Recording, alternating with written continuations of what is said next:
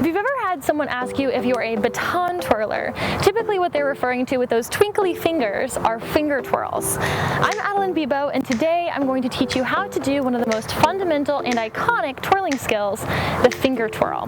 We're going to learn how to do forward and reverse 4 finger twirls, a rollout, and 8 finger twirls. We've got a lot to get learning, so let's get rolling.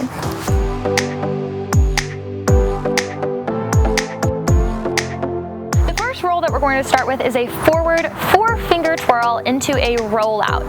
This is the most basic and the most commonly used finger twirl position, and to get into this you can do a couple of different maneuvers, but your goal is to land right here in a palm up position with your index finger curled around the baton. You can do this by scooping, and as you're scooping you simply take the rest of your fingers and you tuck them underneath so that it's only your index finger and your thumb supporting the hold on the baton. So to do this it looks like this. I'm just going to go right over my shoulder and I can do my 4 finger twirl into my rollout right here, or you can simply just grab it in your index finger before starting into the roll. As we prepare to do a 4 finger twirl, it's incredibly important that you always keep your palm up. I want you to think of your palm kind of like a bowl that you're holding everything in, and as soon as you turn it upside down, you're dumping out whatever is in your hand. And in this case, it's your baton. So you don't want to dump that baton downward toward the ground. You want to keep your palm up so that you can keep it nice and comfortable resting in your hand, and you don't let gravity take it to the ground. As we begin, I'm going to start here in my index finger, and my first finger here, again, palm up. I'm going to curl the rest of my fingers in to make sure that they're out of the way here as I start. I'm actually going to start with the middle of my baton right there in the middle of my curled finger. So my index finger is our starting point here. Again, I'm palm up with the rest of my fingers tightly closed around my hand, and this is how we're going to start our finger twirls. We're always going to start our finger twirl in our index finger. So our index finger is this first finger right here. Again, I'm palm up, so I'm going to make sure that my finger is up like this, and I'm just going to simply put the baton right in there and close my finger around it. This is our starting point, and we want to start really secure before we begin into the finger twirls themselves. Our next step is to transfer the baton from this first finger to our second finger, our middle finger. To do this, you have to do a couple of different things. First, you want to extend both of your fingers. So I'm going to make a peace sign just like this, and what this is going to do is this is going to use the back of my middle finger to push down on the left side of the baton here for a right hand finger twirl. This is going to push it down so that it becomes vertical in between my 2 fingers. From here, I'm going to use that momentum and let it carry through so I can transfer the baton into my middle finger here and close right around that middle part of the baton, just as I did with my index finger. Again, it's really, really important to keep that palm up. You don't want to rotate your hand in order to get the baton to rotate, but instead you want to use the strength of those fingers to really push that baton vertical and then back into that horizontal position and around that curled finger. It's really important that as you do this, you maintain a tight grip on the baton. Of course, you don't want it so tight that you can't maneuver it through those fingertips because you're gripping it, but you do want it tight enough that it's going to be squeezed in between those 2 fingers so it won't slide through and you won't lose the middle of the baton. Maintaining the middle of the baton is how you're going to be able to balance it from finger to finger as you move through them. So have a good tight squeeze, enough so that gravity won't pull it downward. Next, we're going to go ahead and move on from our middle finger or our second finger in our finger twirl and continue through the rest of our fingers for our 4 finger twirl. So what I'm going to do next is I'm just going to repeat exactly what I did with my middle finger here, but with the rest of my fingers. So I'm going to use the back knuckle of my ring finger here to push down on the baton. I'm going to relax my grip with my middle finger here to straighten it all the way vertical, and then let it use that momentum that it's got to roll right into that ring finger. This takes a little bit of practice to be able to maneuver and manipulate the baton with the strength of your fingers, but I promise with some practice you'll be able to flow right into the next finger, which is your pinky finger, and the 4th and final finger of our 4 finger twirl. So again, I'm going to repeat the same step where I push down on the side of the baton to go straight up and down and allow it to roll right into that pinky. Notice once again that my palm never goes anywhere but palm up. It never rotates. I never use my wrist to get the baton to spin, but instead I'm using the strength of my fingers, and that's why it's called a finger twirl. As the baton baton is transferred from one finger to the next, you'll notice that those two fingers are extended to allow the release and the catch into the next finger. So as it's transferred, just like that, you'll notice that the rest of my fingers maintain this kind of knuckle or curled in position. And this is so that they can stay out of the way, so that they're not intruding or impinging upon that finger twirl. As I'm doing this, you'll notice that my elbow is going to stay firmly into my side, and I'm going to keep my wrist and my palm of my hand right in front of my belly button. This is so that I'm not extending or moving the baton too much in space. You want to keep it really tight, and this is the best center of control that you can have for your finger twirls. Another really important note to keep in mind is that I'm keeping the baton really tight into my knuckles. I'm not letting the baton get too far out on my fingers here. That's how you lose a lot of your control and your strength. So by keeping it really tight into your knuckles, into the webbing of your fingers, you have a lot more control and you're able to maintain a good grip on the baton. Now that we've got it all the way to our pinky, we're ready for a rollout. This is the first time you should actually turn your palm face down. So imagine once again that we've got something that we're holding in our hand and we don't want to pour it out, but at this rollout point, we're actually going to pour it out right on the ground. As we do this, you're going to flip that hand over and capture it on top with that thumb. So right now, I've got the rest of my knuckles and fingers underneath the baton and my pinky and my thumb on top. This is kind of an awkward looking position, but I promise it's not as uncomfortable as it seems. Again, you want to make sure that it's really tight into those knuckles. If it's too far out on your fingertips, it's going to be really hard to grab, or you might even miss it with that thumb because your thumb is not as long as the rest of those fingers. So you want to make sure that it's really tight up on top of those knuckles, up on top of the actual part of your hand here. You're going to push down with that thumb, and that's going to allow it to release from underneath your pinky here, making sure that pinky is super straight. You're going to squeeze it enough that you can catch it right here in a full hand grip. So one more time, I'm here in my pinky, just like this. I'm going to flip my hand upside down and use that momentum to capture it underneath my thumb, push down, and catch it in a full hand grip.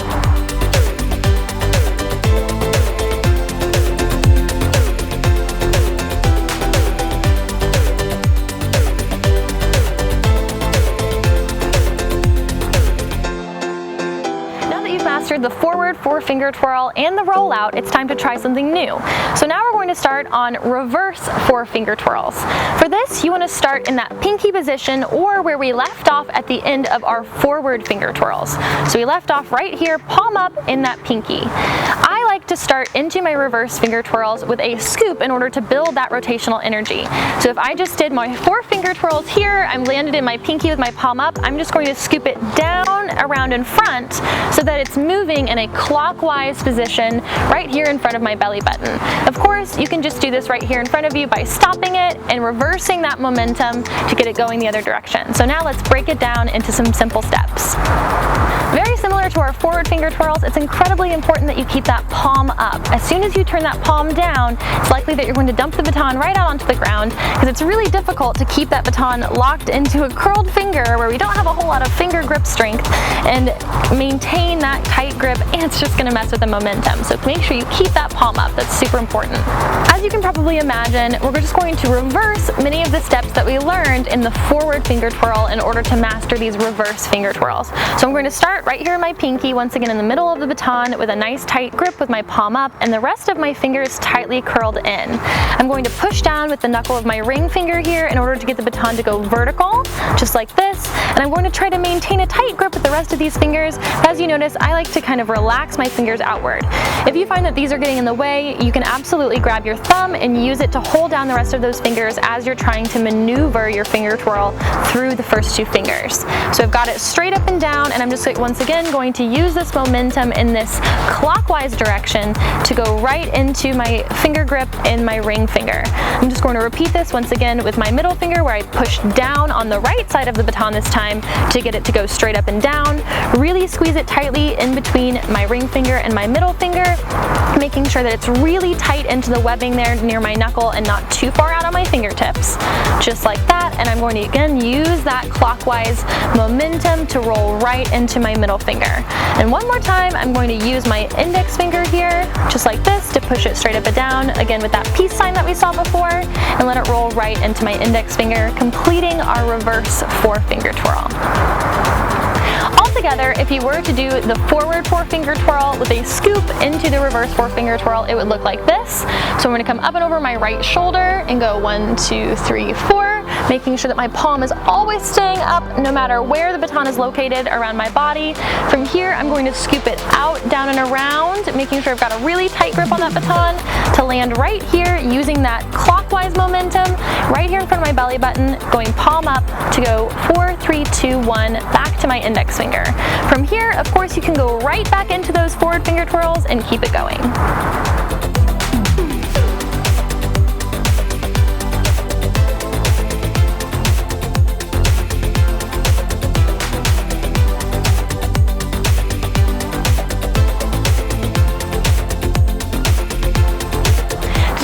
Level up one more time and attempt the 8-finger twirl. This is definitely my favorite finger twirl. Oftentimes I'll just be standing around and practice, and this is kind of my go-to move.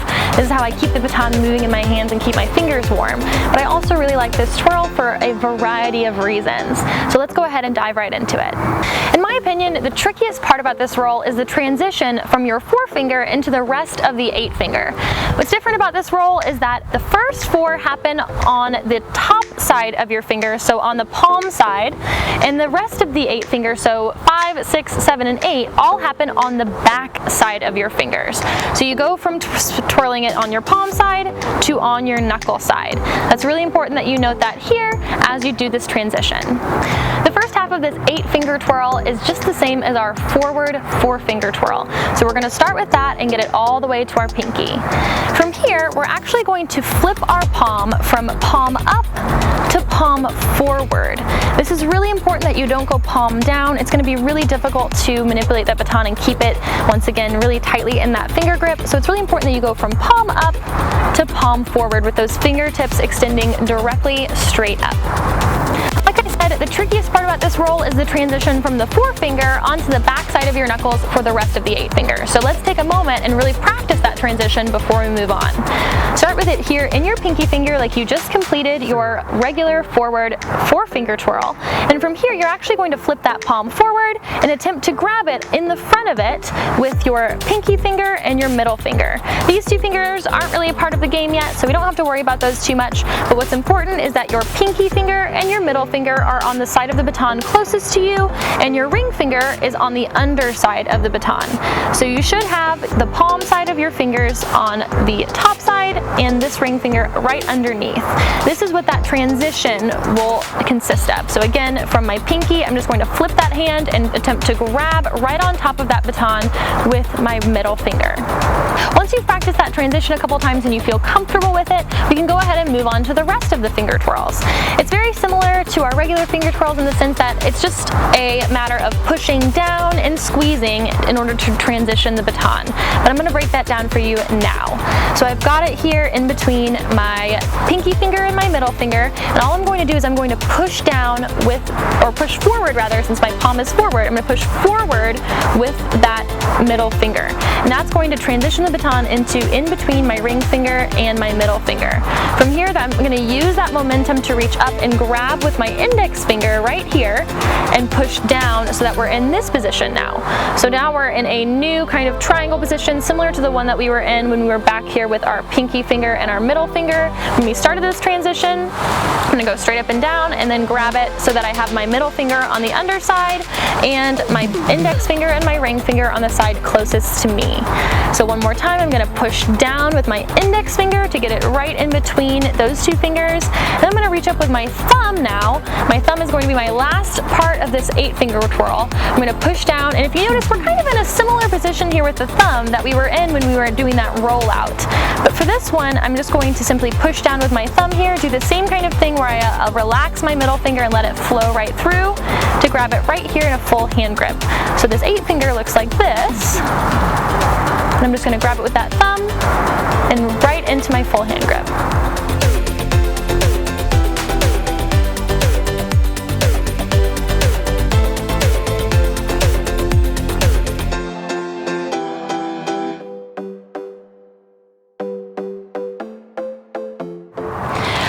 twirls can be a little bit awkward at first as you're beginning to learn them, but I promise with some drilling you'll be able to build up the finger strength, dexterity, and fine motor skills to be doing them like a pro in no time. I hope you found this video helpful, and if you did, be sure to like and subscribe below for more twirling tips.